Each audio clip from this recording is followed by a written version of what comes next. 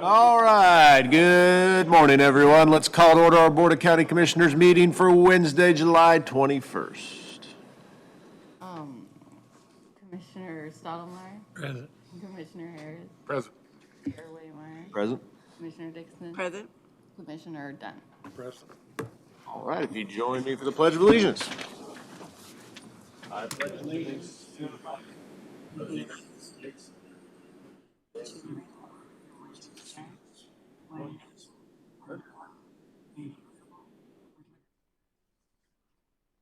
All right, today's invocation will be led by Pastor Drew Redding of Grace Community Fellowship in Ottawa. Thank you for inviting me here today. Let's pray together. Heavenly Father, we come to you this morning. We pray that we would recognize your presence amongst us, that we would feel your peace as we move and work throughout our day. We pray that you would be filling our county commissioners with your wisdom, that they would lead out of that wisdom and with compassion. We pray that you would help them to just continue to lead well.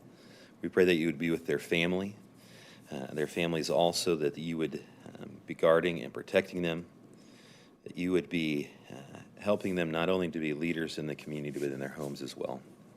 And we pray these things in your son's holy name. Amen. Thank you. Moving down to our consent agenda, which today would include meeting minutes from July 14 and claim vouchers in the amount of $873,945.68. Is there a motion to approve the consent agenda? Motion to approve. Second. Commissioner Stottlemyre. Yes. Commissioner Harris. Yes. Commissioner Dickinson. Yes. Commissioner Dunn. Yes. And Chair Waymire. Yes. Down to items of business, the first of which is to considering into a contract for commercial appraisal services. Jamie Wilson, our county appraiser, is here today. Morning, Commissioners. I'm just presenting a contract for approval for Gene Bryan. He's been doing our commercial appraisal since 2019, and I've been happy with his services. He's very thorough and has always been on time and met all the deadlines that we have contractually obligated him to.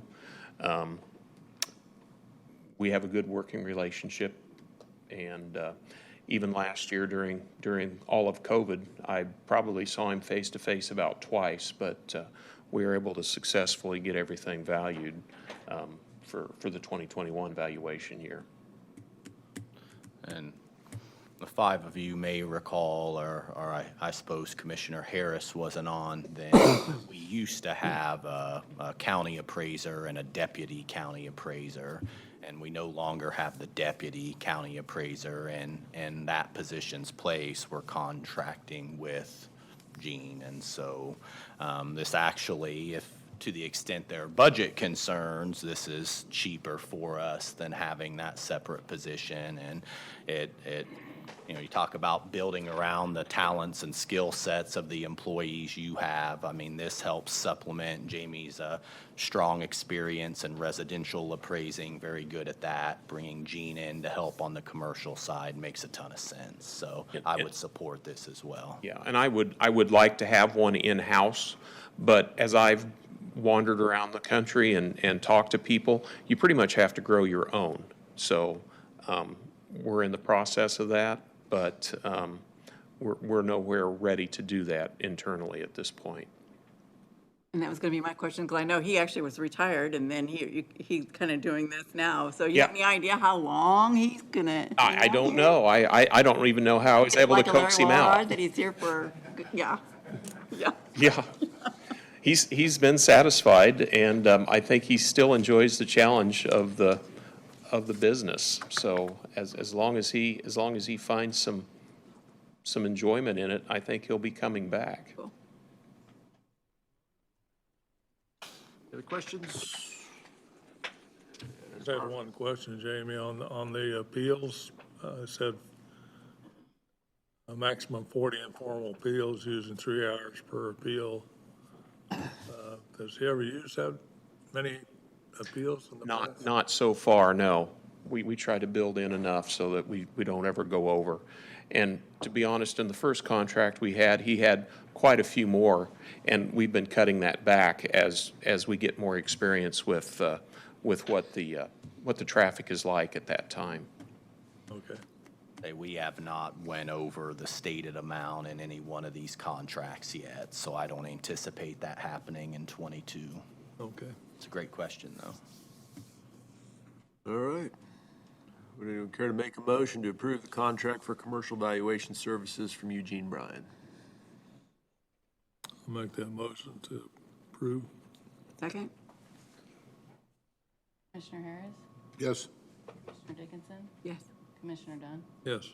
Commissioner Stottlemyre, Yes. Yes. Thank you, Commissioners. Thank you, Jamie.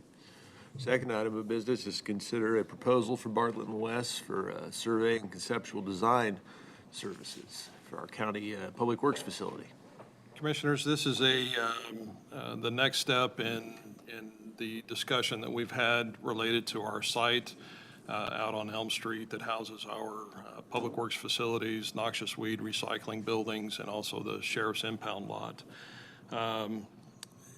If you recall, at the end of June, we reviewed the site plan, the conceptual site plan that I prepared.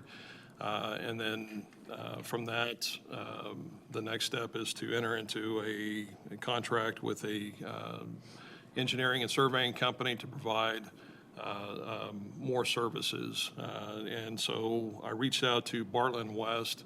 Bartlett and West has a long history of working in the city of Ottawa, and they've done some projects for the county as well through the years. So they have a deep background in providing stormwater studies and that sort of thing through the city of Ottawa, working with their regulations. In fact, the city of Ottawa utilizes them on many of their stormwater-related projects. So I felt like it was appropriate, considering the nature of this project, to involve Bartlett and West to help us through this process. So they have provided us a proposal. This project will actually be done in a couple of different phases. The first phase will be a full boundary survey and topographic survey, along with collecting all the utility information for the site, both our site and some adjoining parcels, so that we really get an accurate picture of what we are dealing with grades and utilities and property lines. And then they will take that information and they will come up with, I prepared a kind of a high-level conceptual site plan. They will take that information and really hone in on what we're after based on the site topography and utility constraints that we are dealing with. They will also do some preliminary sizing of stormwater detention areas. And then along with that, they'll look at building layouts and that sort of thing as it relates to all of those components to help us hone in on what we need. Once that is presented to you all and we have a preferred plan, we will take that to a pre-application meeting with the City of Ottawa, their Development Review Committee, and to lay the groundwork for what comes next. And that the next part will be the actual design, the engineering design of the improvements, and then we'll be able to move into construction if we want to take it that far. And so I'm recommending approval of this proposal from Bartlett and West so that we can get started with this project. And I'd also like to mention that I met with Mike Hafley, the City of Ottawa Public Works Director, earlier this week. Kind of went over the conceptual plan that we have in place right now, and I talked about our next steps and the path that we're following. He was very receptive to that as far as the acquisition of the property adjacent to us. And then he took some information that I provided to him, and he's going to share that with the DRC committee next week whenever they meet, so that they get a general idea of what we are proposing, and just to lay the groundwork for future meetings. I haven't reached out to the Fair Board just yet. With Fair last week, I knew they would be tied up, and so I'm going to give them this week to recover from that, and I'll begin those discussions next week with them. All right. No? Any questions? We have Representatives Bartlett West here as well. Come on up, Darren. Good morning.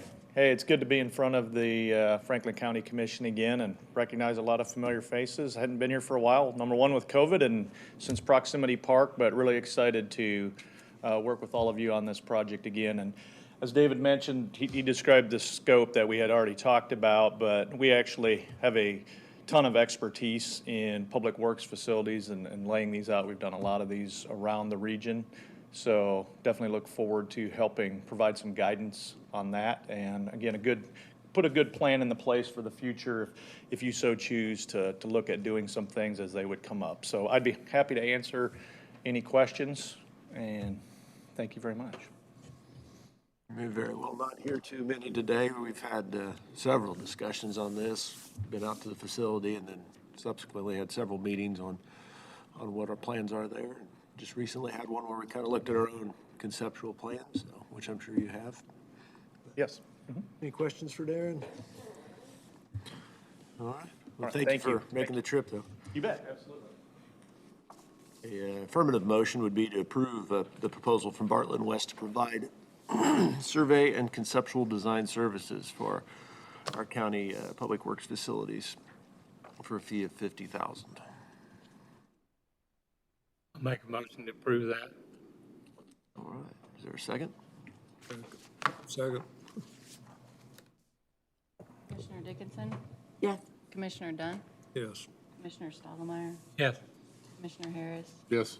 Chair Whitmer. Yes. Third item. I do have a quick question. What kind of time frame are we looking at? Because at this point, they don't know if they have other land to work with or not, and it will make a difference in the plan.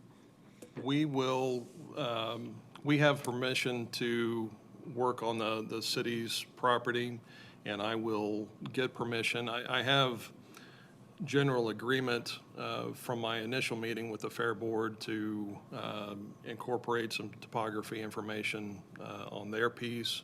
And so those items won't hold us back from collecting the data that we'll need for this plan moving forward. Thank you. All right. Our third item is also with Bartlett and West to approve entering into contract negotiations to provide design services for the widening of Old 50. Okay, Commissioners, on this particular project, we send out a request for qualification, statements of qualifications from 5 different firms. We actually sent it to 7 different firms. 2 firms elected not to participate, but we did receive 5 statements from 5 very well-respected, high-quality firms. They're all KDOT certified, and we had a 5-member selection committee that scored all of the statements of qualifications. And while the scoring was close, less than 5 points separated Bartlett and West from the second company. Bartlett and West did score the highest in that scoring matrix. Bartlett and West, some of the things that kind of separated them was they identified, we have some intersections along Old 50 where we have section line roads that enter Old 50 at very odd angles, create sight distance issues. They identified that as something that we needed to address through this process. They also spoke frequently about engagement with various stakeholders, specifically the city of Williamsburg and those folks related to how Old 50 will travel through the city of Williamsburg and how that would affect their operation.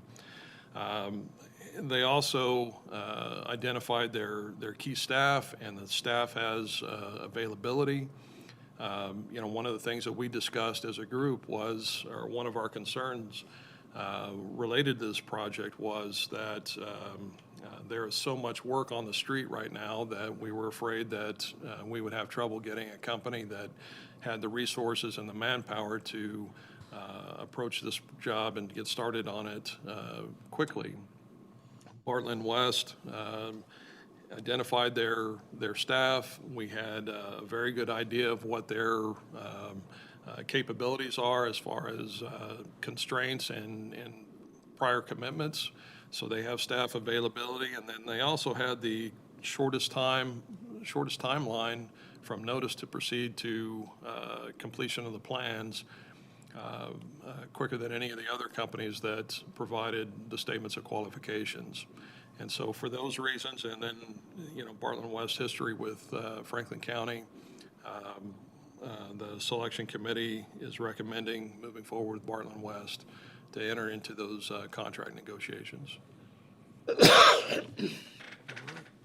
In the contract negotiations, we will really decide on what length of project we're going to be looking at based on what we can afford and those sorts of things. So lots of work coming up, but once we get that sorted out, they're going to be good to go. This would only be to negotiate a contract, which would, again, brought back to us to Yes, be sir. approved. So, questions for David? Just that this is a project been overlooked for years and years and years. We talked about it. And it's time we did something. And There's no other comments. I'd make a motion to approve. I would second that and say I don't think there's anything more exciting of the things that have been brought to us in the last couple of years. So if we think it actually could go ahead, and so I will second it. All right. Yes, I think this is a long time coming, especially Five Corners, like Dave said, how that comes into 050 is like remarkable, so I think it's a good project. It's been waiting in for the past 40 or 50 years to fix that situation out there. Oh, yes. Stottlemyre? Yes. Commissioner Harris? Yes. Commissioner Dickinson? Yes. And Chair Whitmer? Yes. Old, I would jump in and just, on behalf of the other departments that I manage, and just make sure that the commissioners understand that we're entering into negotiations for design work. I mean, certainly I'm excited about David's projects, both the projects out at the yard and the widening of Old 50, but we are paying for design work, which we can afford. But when you start talking about the actual widening of Old 50, I mean, you're talking about millions of dollars that we don't currently have, absent wiping out, half of our other services. And so I just want to make sure we agree that, I'm excited about it. I know you're excited about it, but the actual process of doing the construction work, the culmination of this design work that we're negotiating, I mean, that's going to have to be deliberately thought out, planned, and budgeted for. I mean, we're not here yet, so. For this organization, it's the equivalent of putting a personal goal on a piece of paper and hanging it up on the wall, and then you begin to work for it. Like, I think this is incredibly smart, and this allows us to have plans in place so that we can hit the ground running. I think this is great planning by David. I think we've made a great choice with Bartlett and West. Darren alluded to it, but for the public who doesn't know, Bartlett and West is who we've worked with on Proximity Park. We've got extensive experience with them. And the fact that Darren's here and so many of us know who he is, know his name, I mean, that's the kind of customer service we're getting. So this is fantastic. I just want to make sure that we all understand where we're at, and we're going to have to take a measured approach to ultimately get to the finish line. And we're also hoping that maybe we can, at some time down the road, maybe get some state or federal funds to help Absolutely. do those things. And the more that we have done now, the better we will have, chance we would have to do that. So, yeah. Without a doubt. I think over the years, that's always been the issue. Even, it's never been about, which way to go on the deal. It's always been, we can't start until we get this done. Even if we're talking 5 to 10 years from now, we still can't start until we get this done and get it figured out, what we can do and what we can't do. We've had some money come available from time to time that we didn't get because we didn't have any plan. Yeah, yeah. And we had also talked about at one time, just doing it piece by piece, doing a third here and a third here and a third here, but they're doing the whole thing, is that correct? That is what we're going to be negotiating. I would love to design the whole road, but I'm, I have a certain amount of funds earmarked for this in relation to everything else that we have going on. And so, we're going to design as much as we possibly can based on what we have available. And so, yeah. You're going to have a realistic, you have an achievable Yes. goal designed. Yes, and we will collect some data along the whole route, but we may only design a certain portion of it.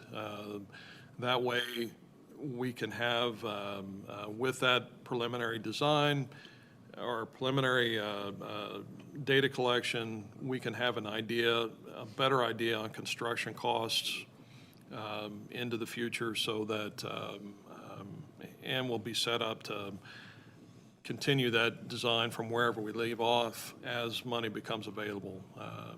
We're not going to be able to build it all in one shot. That's just not feasible, I don't think, with the available resources and state funding and those sorts of things. But having a plan, set of plans on the shelf will definitely put us to the front of the line when we apply for those things. This is going to be designed in such a way that if KDOT funding is available, we'll be able to comply with their regulations and whatnot to be able to qualify. So this is going to put us in a really good spot and really give us a leg up on maybe some of our competition going forward. All right. Our fourth item is to consider appointing a member to the county's planning commission. Kenneth Cook, our planning and building director, is here. Good morning. How are you doing today? Good, you? Oh, doing great. So at the last meeting, the Board of County Commissioners accepted the resignation of Nancy Mast with the Planning Commission. And this week we are bringing back a request. We did have Rob Pierce had submitted a letter to us expressing his interest in serving on the Planning Commission. And so staff is bringing that forward to request that the Board of County Commissioner consider appointing Mr. Pierce to the Franklin County Planning Commission. And you'll recall when we had our last vacancy, Mr. Pierce and Mr. Livingston were both interested in it. Mr. Pierce stated at that time that he was okay allowing Mr. Livingston to hop on, but that he would like the next vacancy. He volunteered to show up today, but we told him he's not. He was here last time. We've met him. Actually, very engaged citizen, will be a great member of the Planning Commission. Wholeheartedly recommend this. Most of you'll know him. He's a longtime business person. Brings some interesting experience. I think very pertinent with has done a lot of agriculture construction. So, and any questions about this one? Would anyone care to make a motion to appoint Rob Pierce to the County Planning Commission? So move. Second? Commissioner Stottlemyre? Yes. Commissioner Harris? Yes. Commissioner Dickinson? Yes? Commissioner Dunn? Yes. Yes. Our fifth item is consider waiving a building permit fee for a new residence that was damaged previous by fire. Okay. As part of, we've been working with the Parkinsons in regards to the reconstruction of their house that was damaged by fire on May 2nd, 2021. And I believe, my understanding, I think damaged its down to the slab. So I believe it was a total loss, and as Pat was working with them, they were just asking questions in regards to permit fee and if there was any possibility of getting that waived. And so Pat suggested that they go ahead and submit a request to the Board of County Commissioners for you guys to consider the possibility of waiving the building permit fee. A copy of their letter is attached. I think, they've definitely been going through quite a bit right now, and would appreciate, I think, that consideration. This is definitely consistent with what we've done in the past. This is something we started clear back in, I believe, 2001 or 2, if you want to look back at the minute. And then we agreed to, at that time, that we wouldn't make it a on-the-book deal. We'd make it a piece by piece as it came along. In fact, Mr. Jim Kimball was the very first one. He was actually a firefighter in Lane, Potawatomi Township, lost his home. And that's how it all got started. And Larry come to us and we discussed it, and Mr. Walrod. And that's something we decided that we'd make it a case-by-case issue instead of putting it on the book. And I don't think we've ever, for any reasonable one that the planning department has brought to us, that we've always thought it was a good deal. So that's all I got to say until you decide to vote. Any other comments? Yeah, I think we waived this fee before under these circumstances several times, so nobody else has any questions or remarks. I'd vote to waive the fees for the disposal of the structure. It's actually for the building permit to construct a structure to replace the one that was located at 3459 Georgia Road. Yes. You want to make a motion to that extent? Yes. All right. Is there a second? Second. Yes. Commissioner Dickinson? Commissioner Dunn? Yes. Stottlemyre? Yes. Chair Lambert? Yes. Thank you. Thanks a lot. Thanks for your time. That brings us to staff reports. Derek? I want to give a brief update on where we're at on discussions with the Visitor Center and the potential transition of the Historical Society. Casey has had several discussions with Lucille Spencer, who's kind of become the unofficial spokesman of the volunteers out there. Had discussions about what it would look like for them to move into that conference room on a full-time basis. My understanding is those discussions have been productive. I know Casey, and Brandon Sands are going to go out there tomorrow, and Lucille should be volunteering. We're trying to give the volunteers a say in what that looks like. So they've asked for a smaller desk. If you can put yourself in the visitor center, the current desk is super tall and it's a pretty large, it's big. And so they've asked for something smaller. Have had Amy Hodo, our assistant, she found 5 or 6 desks. We're going to take those options out there. They would like to paint that space, which is, as well as the hallway there, which is something we can easily accommodate. So we've had Amy pull paint swatches so that they have a say on the color. Tomorrow, Brandon is going to help just measure, there's a lot of things out there that have sentimental value to the volunteers. You think about there's the grandfather clock, the couch, the love seat. So we're going to try and figure out what can go in that conference room, what the layout would look like. And then as far as the stuff that can't, we would like their input on what they would like to see. Where would they like that stuff to go? Would they like us to try and offer it to the people who donated it? Those are just questions that we're asking and trying to get input on.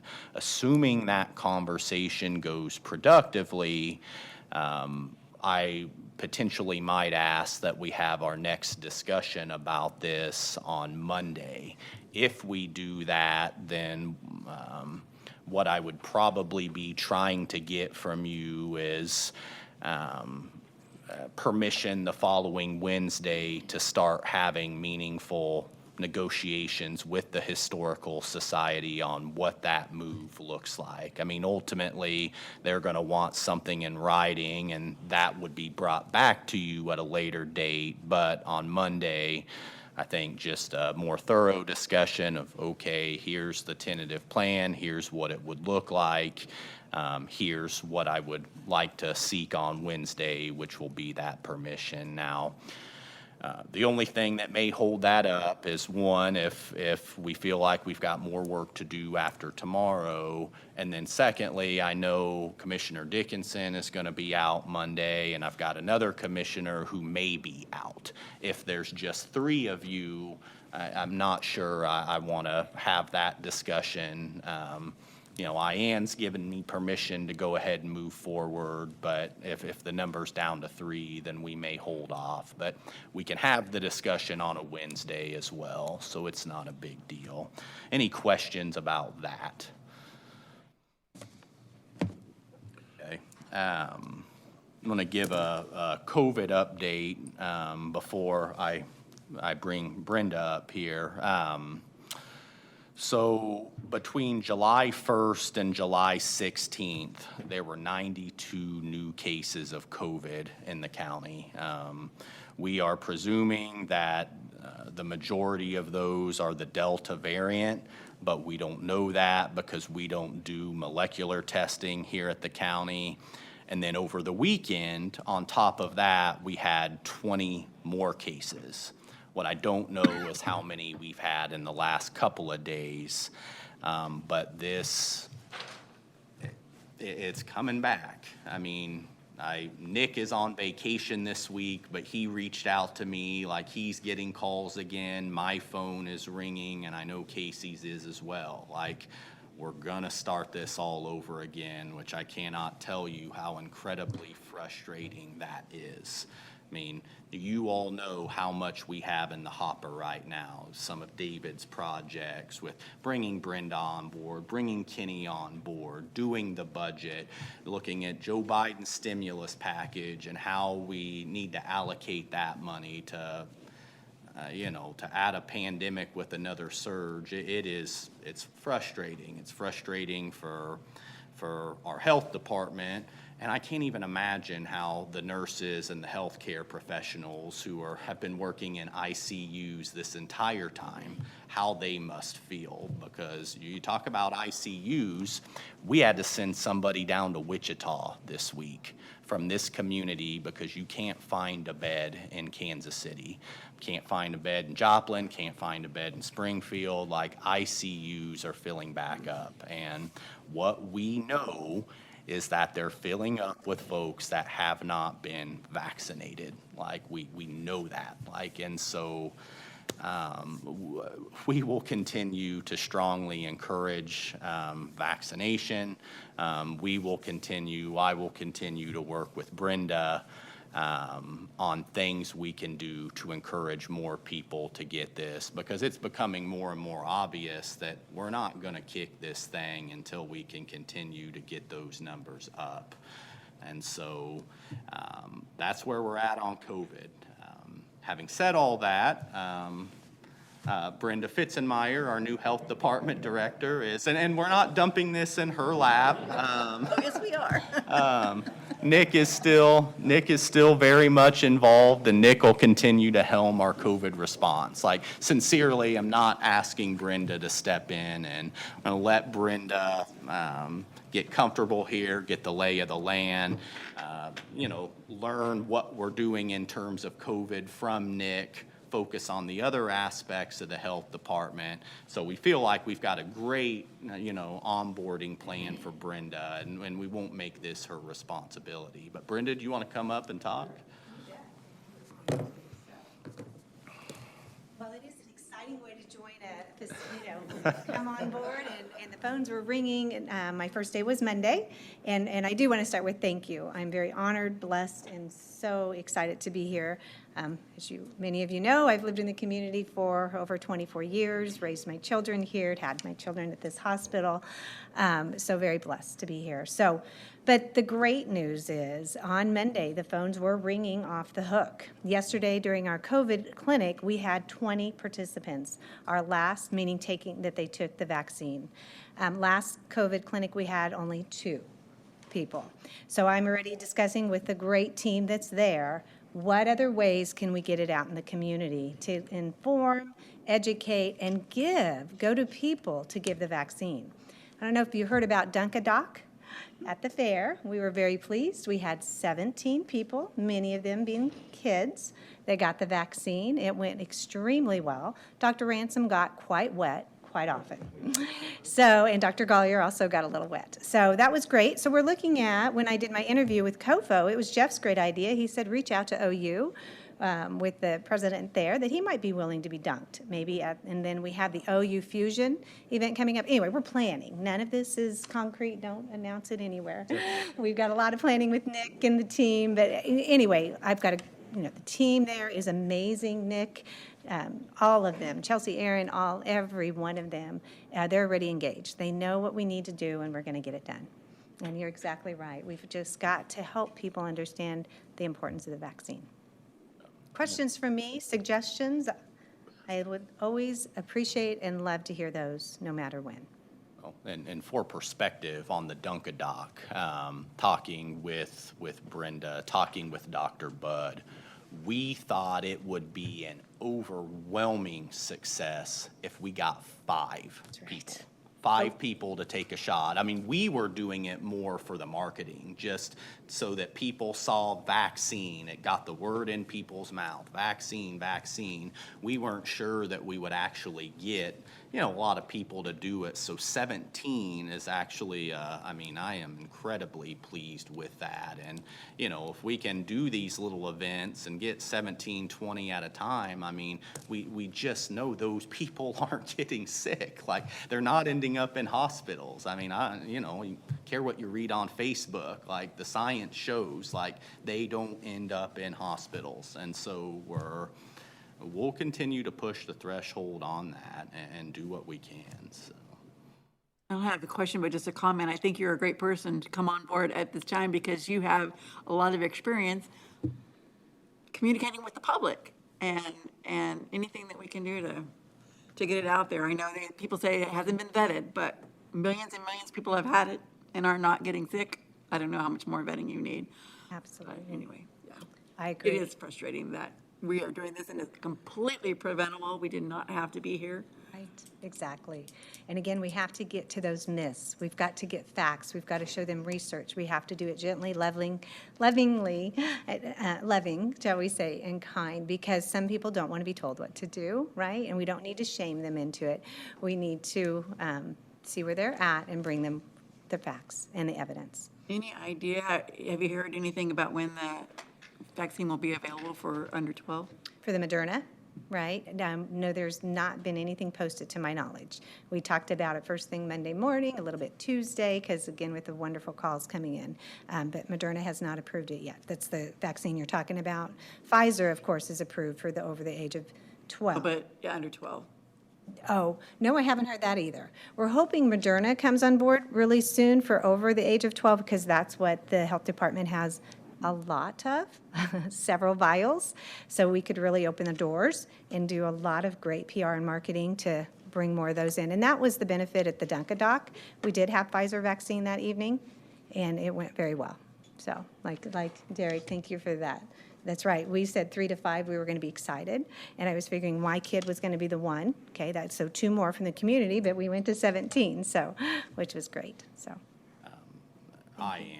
I think you talk about the under 12 population.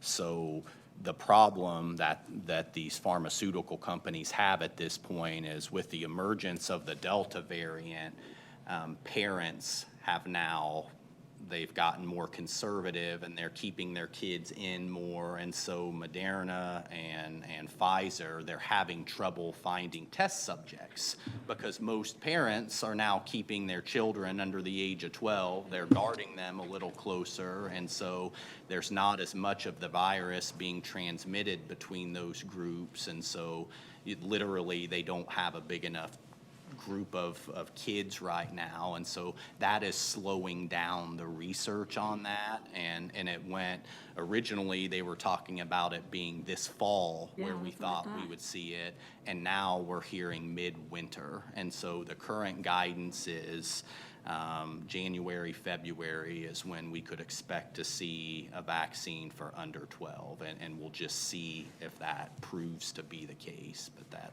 that is the most current guidance. I talked to a gal this week who is divorced. She has 2 kids that are between the age of 12 and 18, and her ex-husband was adamant that no, those kids were not going to get the shot. He was ex-military, and he was adamant. Well, last week, not last year, one of his wife's relatives passed away from COVID, and he was like, you know what? Get them shots. And so at the fair, they got shots and got to Dunkadock. You know, and I hope that people don't get to that point where they are needing to have a wake-up call like that before they finally go, oh yeah, maybe we should do this. Right. Yeah. I am seeing those kinds of things, and yeah, it is extremely sad, definitely, so. Well, we're very excited to have you in this position. Of course, we know you did an excellent career at the hospital, strong ties to the community, and a wonderful reputation. So we're really excited about what you're going to do in this position. I think all of us are. We're really excited about the prospect of getting you here, and now that you're here, we're really excited to see what you'll do. So. Great. Well, thank you so much, and I look forward to working with all of you. And please let me know what ideas and thoughts you're hearing. I'd love to have those at all times. Thank you so much. Appreciate it. All right, Sheriff.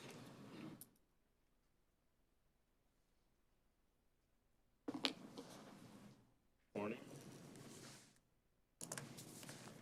I made notes here so I can make sure that I get everything done here. Our inmate count now this morning is 64, so it's starting to trend down in the right direction again. Hopefully I didn't just jinx that for all of our COs. We did get through the county fair this last week, and it changed quite a bit. Weather had a big factor in that, so a couple of the big, large events that would normally take place did not take place. And it was quite a mud pit out there. So, but we made it through from our perspective without any major hiccups. So that was good.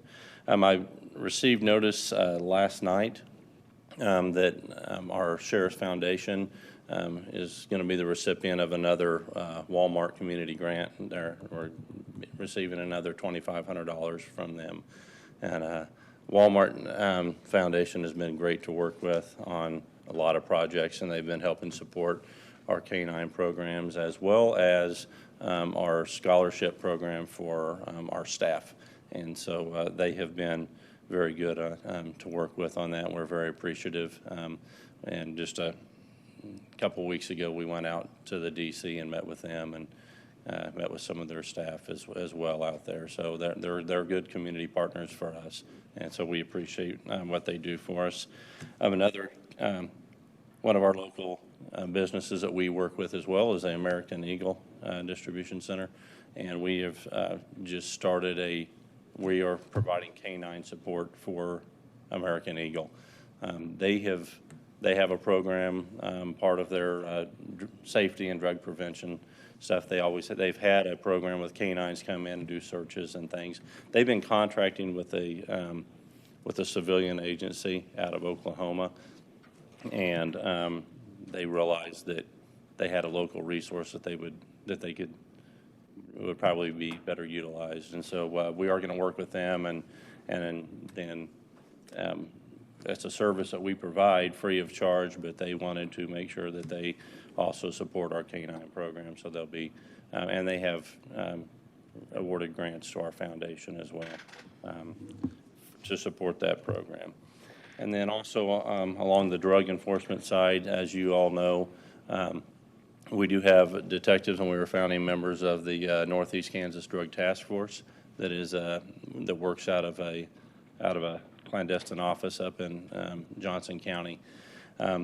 That has been our task force, and typically when you have a large drug task force, it is typically a DEA task force.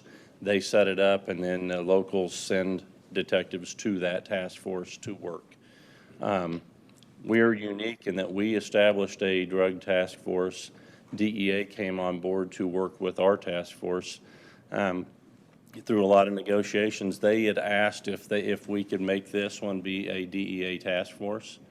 But because of the success of our task force, and they wanted to do that to allow us to have resources, but they did not want to take the control away. So it is still going to be controlled by our board. So it's each of the agency heads for each agency that have people on that task force. So we still have the operational control of that. But what we do have is that now our detective carries DEA badge and credentials. He's sworn in as a federal agent, and it allows us to tap into funds. And so we have money that will come. So all of our detectives' overtime will now be reimbursed through federal through federal drug money.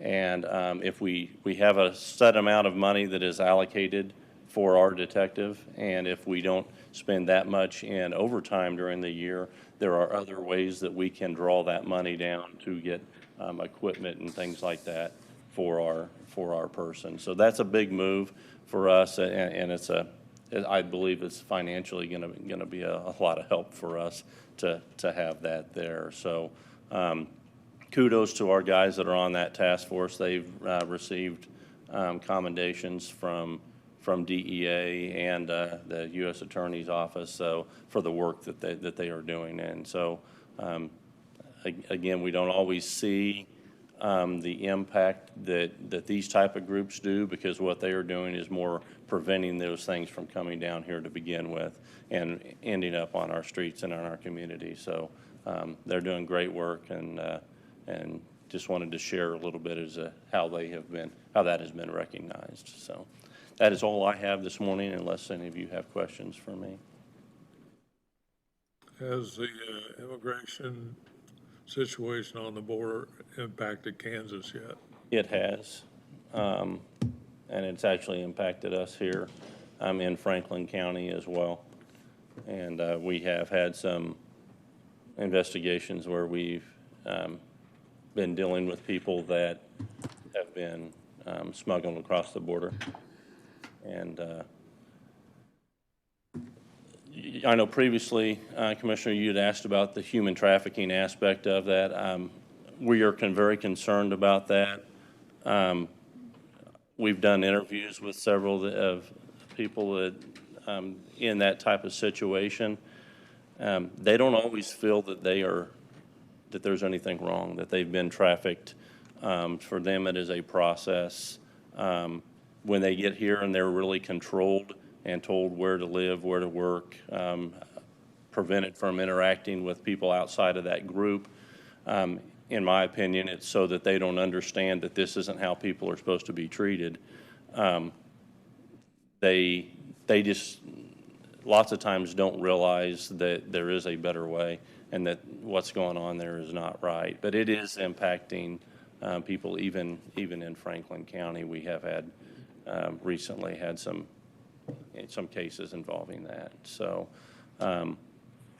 we are working with our federal partners on that. Homeland Security Investigations and ICE have both been working with us on a couple different matters, and we will continue to do that. There's no one here that we encountered that is being physically or abused or taken advantage of in those aspects. And so, and they're safe and healthy. It's just not what we would consider the American way of life. I hope that answers. Well, you hear about busloads of people being dropped off here and there and yonder. We have not had that. What is more concerning, and the ones that we have found, that we have contacted here, are what are considered and classified as being gotaways, which means that they were detected at the border, but they got away before anyone could get to them and make an interception. Through the first 5 months of the year, there were about 200,000 of those. We don't know who they are, what their intentions are on our country. But some of them we have contacted here. I don't believe they have ill intent. They were here seeking a better way of life for themselves and their families, the ones that we've contacted here. Thank you. Appreciate your time. Thanks for the update. Paul? Morning, Commissioners. Morning. Just a couple of things. As you know, we've finished up our housing study, and I asked Derek if I could have another week before I bring it to you, so I have time to get the packet put together and let you review that before I'm before you. I did present to the City of Ottawa on Monday evening, so next up is the county, and then we'll head up the highway to Wellsville, so I look forward to that. I do want to compliment Kenny and his staff and all of you. Just witnessed and heard you gave a waiver of a building permit, and I think that shouldn't be lost on the public, that things can be waived. It's up to the public leadership, and that's you folks. But a fee doesn't always have to be assessed, and sometimes compassion or common sense outweighs process. So I just wanted to compliment Kenny and his staff and all of you. It's nice as economic development to see that happen. And as a citizen of the county, I really, truly appreciate that position by you and Kenny and his staff. So thank you for that. In regards to the housing study, what we will be doing is I'll be having conversations with Derek and Kenny as we kind of think through what is the role, what's a position that the county can take in regards to housing. I can tell you, and it's no surprise to anybody, we have a severe shortage.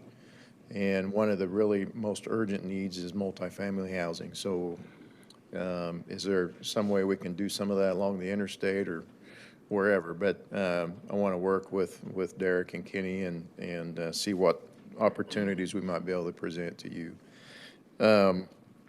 One idea that I shared with the city, so if you want to cut my hand off, you can, but just in the conversation to get the ideas rolling, is we want to accelerate housing in the city of Ottawa.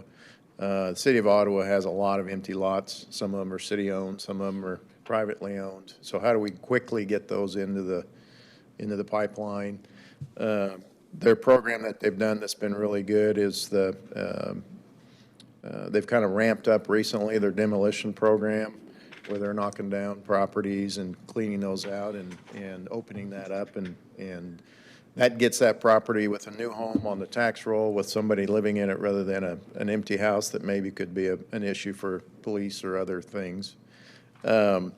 An idea to help maybe the county partner with the city and accelerate that program is when they tear down that house, they take it out to the dump, and there's a dumping fee paid to the county by the city. And so one thing I'll bring forward for your consideration is maybe a program, an agreement with the city to waive that dumping fee so they can roll that money back into another demolition and maybe double up the pace of what we're doing and expedite that process. But those are some of the ideas that are coming up, and wanted to kind of plant that seed in your mind. But I think we have a very strong opportunity. We're very unique in the fact that we are in a growth corridor, and it's really a matter of from public entities and what do we want to do about it? How much growth do we want? Same conversations in Wellsville, and maybe even some of our other surrounding cities.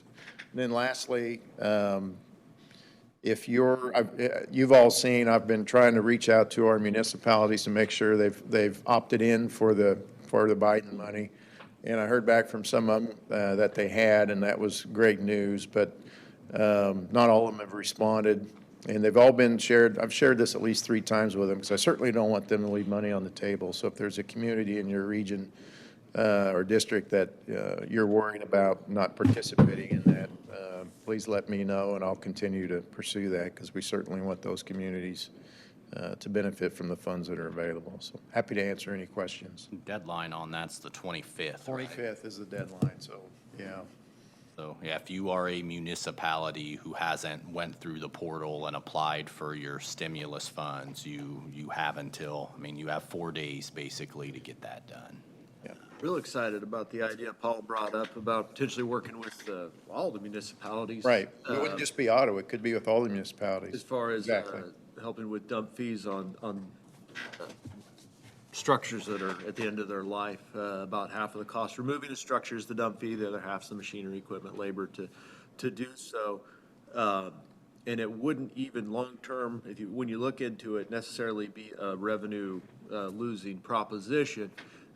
We know from this history, the ones that have been done in the city of Ottawa, more than $150,000 is the average value of what's put on those empty lots once they're empty. So increase in tax revenue pretty quickly outpaces whatever we may have to do to, waive dump fees. So long-term, it's almost certainly a revenue positive proposition for us, not even to mention, the benefits of getting an old structure removed from a neighborhood. It's like cutting cancer out, right? Right. And the construction spending, the jobs created, the utilities, if you have a family moving there to school, the additional tax revenue to the school from state aid, there's just Well, and you're absolutely right, Cole, on, that price point is right in the sweet spot of our median workforce and their wage. So that's a price point that we really need to build in addition to the multifamily. And that infrastructure, that infill, the builders can build at that price point where maybe they can't on other developments because the margins are too tight. But with the programs and then all the opportunities that you just mentioned, it really addresses workforce housing. I mean, right in the sweet spot. keep going. The increase to the value of the neighboring houses. End of the day, it's very popular to remove a junk house from your neighborhood. So. Yeah, and there's an ample supply to take care of. Sure. And I think it's a nugget of an idea, and I'm excited to have you to look into it more. So. If you present that next week, I won't be here, but I did listen to your presentation to the city yesterday and their discussion, and I think really it's to the point where we can either say, yeah, we have a problem, but to solve the problem, we're all gonna have to put some skin in the game. Because if we don't, I mean, the Coves is a prime example of, yeah, you can put the streets in as long as you pay for them, and that doesn't work. Unless, we put all the money into Proximity Park, but we can't get that's correct. out there because we don't have workers and they don't have housing. So, to solve the whole problem, we're gonna have to all of us put skin in the game. Or we're gonna just keep having the problem. And I appreciate those comments. I couldn't agree more wholeheartedly. It needs to be a community-wide effort, and we all need to be playing ball in that. I couldn't agree more. And you're absolutely right. The reason I even started down this path is because the reason we haven't landed 2 projects that we were number 2 on is workforce. So, I'm not saying that we won't fill Proximity Park if we don't do this, but it's going to take a lot longer and be a lot more difficult. And so I appreciate your comments. I'm sorry you had to watch that.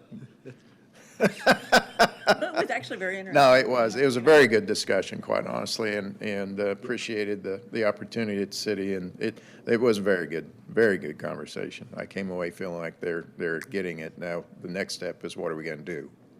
I'm glad you're here, Paul. This is a conversation we haven't had before. I've been here 10, 11 years.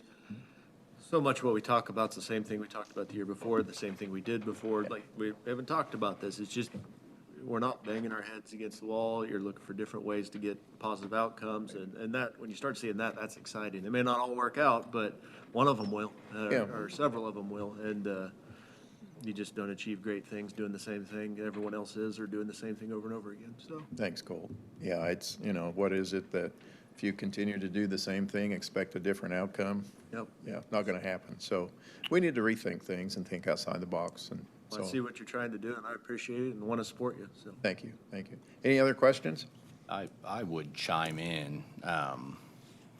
You talk about everybody having skin in the game, and I appreciate that. But when you talk about development in the county proper, like it brings it to mind, like there are competing considerations between Paul Bean and Kenny, for example, because I would tell you that Franklin County, like the county proper, has been incredibly development friendly in that when people want to rezone their land to add a residence, we've done that, and potentially, depending on your viewpoint, to our own detriment, depending on what your priorities are. And so I think as we start working with Kenny more and we start looking at what are our goals in the unincorporated areas of the county, and is part of that preserving agriculture?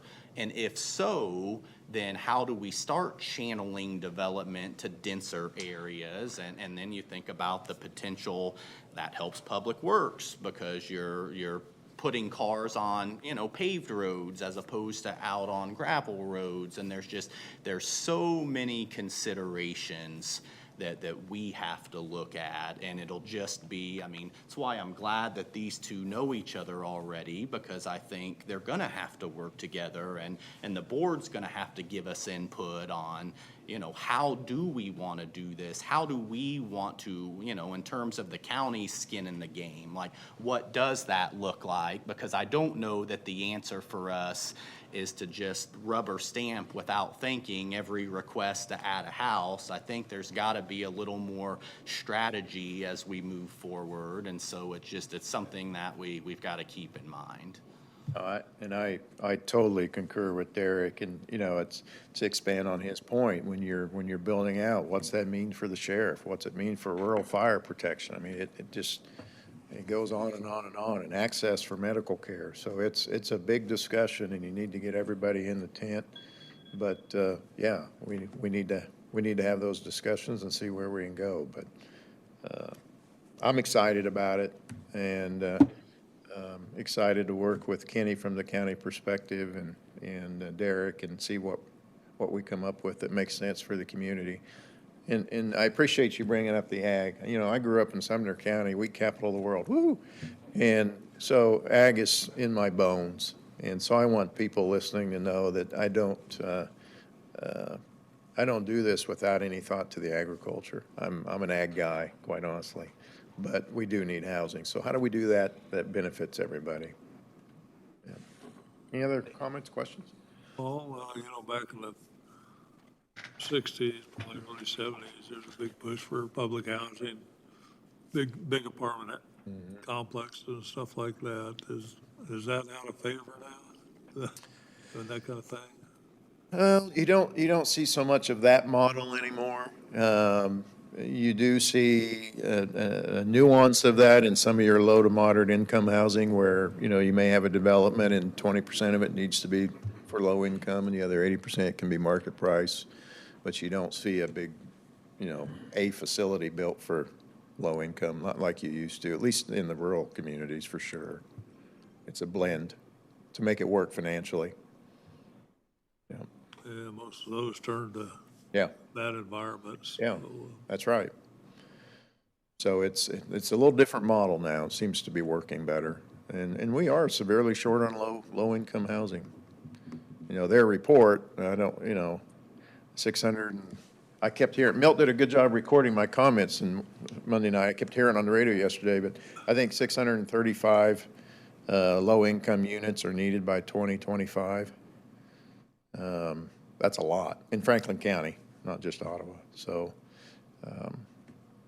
we're a target-rich environment. Let's go get it. I heard up there in Topeka with their new Walmart in D.C., one of the incentive was some sort of package for housing. And I don't know what kind of incentive.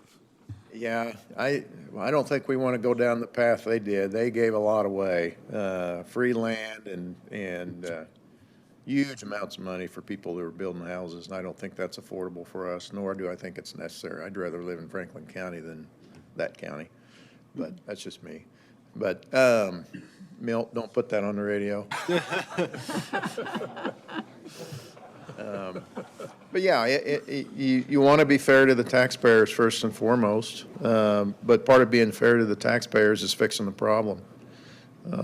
Because the more of us are living here, one of the issues with our tax base is the bond that we agreed as a community to get to fix our schools, and I'm glad we did. That's a huge selling point, but we got to pay for that. So one way to do that is have more rooftops, and that'll bring down the cost for everybody as far as that kind of thing. So how do we work together and make life better for all of us? That's what we're all after, so appreciate it. Well, thank you, Paul. Thank you.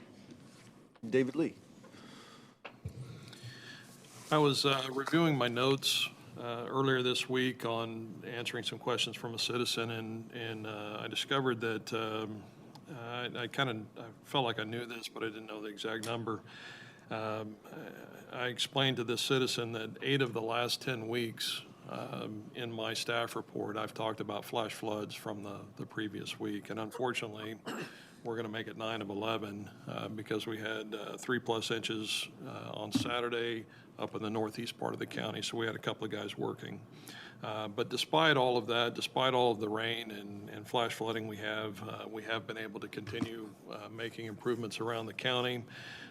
Project I mentioned last week, Utah Road north of John Brown.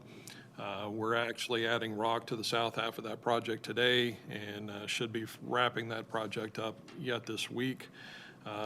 As soon as we get those done, we've got 3 other projects that are on the books where we're going to be, we need to haul in a large amount of material because we're going to be raising the road in these locations to help prevent future potential washouts. These are areas that we've had trouble with continuously, and we think that we've got a plan in place to help mitigate that. So those will be getting underway just as quick as we can. And also today we are starting blade patching. We've got six locations identified. We're going to be starting. We're working with the city of Pomona to chip or blade patch a couple of the roads. There actually are roads, but they're going to, or part of them are, and they're going to assist with the payment for the materials for that. So it's kind of a joint project. But once we finish that, we'll move on to these other locations and get those squared away. And we continue to look for opportunity to utilize blade patching around the county. And before I finish, I do want to mention the dump fees.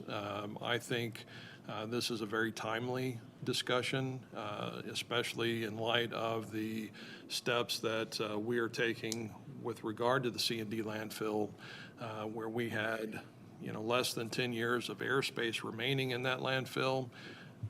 The steps that we're taking now will re-permit that, and we could be looking at an additional 50+ years of service out there. So I think that this fits right in with what we're doing there, and we'll have the capacity to be a good partner in that regard.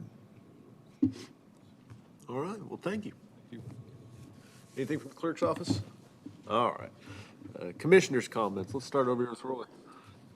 I went to ECAN had a board meeting last night here, and we went over the contract for our executive director and come to agreement with executive director. She's been doing a very good job, especially during the time of COVID, and we appreciate everything she's done. Pretty routine meeting and just kind of an overview of how ECAN is operating now and getting ready for the school start up here with the Head Start and everything starting up here in about a month. So that's about all I have. Did go to the fair, and of course Thursday was kind of a washout for me, so I didn't have to go to the fair because his rain were really hard out north of town. And appreciate having the dunk tank, dunk the doctor deal, and I think they did pretty good. I know it was pretty muddy in the carnival area, that sort of thing. I hope the carnival did okay with the weather that we had.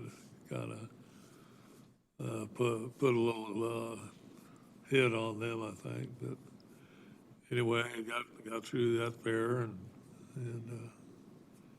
that's about all I've been up to. I've already shared a couple of things. The only thing I would add that on Monday, the city did vote to have a revenue neutral hearing. And really, it's a good idea to have it whether you think you could or couldn't, because you never know, unless we can all predict the future. Yeah, need to have it because you don't want to have something happen that you end up having to go over and you told them you weren't. So they did approve doing that, and that's all I have. Rod?